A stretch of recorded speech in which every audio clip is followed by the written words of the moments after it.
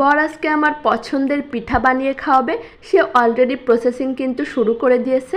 আর দেখো, ছোটোবেলা থেকে আমার এভাবে নারকেল নিয়ে খাওয়ার অভ্যাস, কারণ আম্মু ছোটোবেলা থেকে এই পিঠাটা অনেক বেশি বানাতো। তারপরে কি সুন্দর কালো কুসকুসে একটা কড়াই নিয়ে নিয়েছে নারকেলটাকে সুন্দর করে ভাজি করে নেওয়ার জন্য।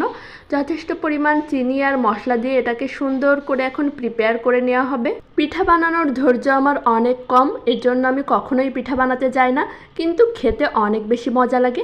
দেখো, নারকেলটা কিন্তু ভাজা ভাজা হয়ে গেছে আর এইদিকে সে আটা সুন্দর করে মেখে নিচ্ছে। এসব আমার এত বেশি ঝামেলা লাগে, কিন্তু আমার হাজব্যান্ডের হাত এত বেশি চালু, অনেক কম সময়ে সে অনেক কাজ করে ফেলতে পারে। দেখো কি সুন্দর একটা ডো তৈরি হয়ে গেছে। এখন সে সুন্দর করে রুটি বেলে নিচ্ছে। এর ভিতরে এখন নারকেল দিয়ে সুন্দর করে পিঠার শেপ দিয়ে নিবে। আর আমি এদিকে অপেক্ষা করতেছি কখন হবে আর পিঠা আমি খাবো। এই যে দেখো, অলরেডি কিন্তু তেলে ভাজা শুরু হয়ে গেছে আর এখনই তৈরি হয়ে গেল আমার মজাদার পিঠা। অনেক বেশি মজা ছিল, মনে হচ্ছিল একদম ছোটবেলায় মায়ের হাতে যেমন খেতাম তেমন একদম পারফেক্ট একটা পিঠা হয়েছিল। এমন একটা বর থাকলে আর কি লাগে বলেন।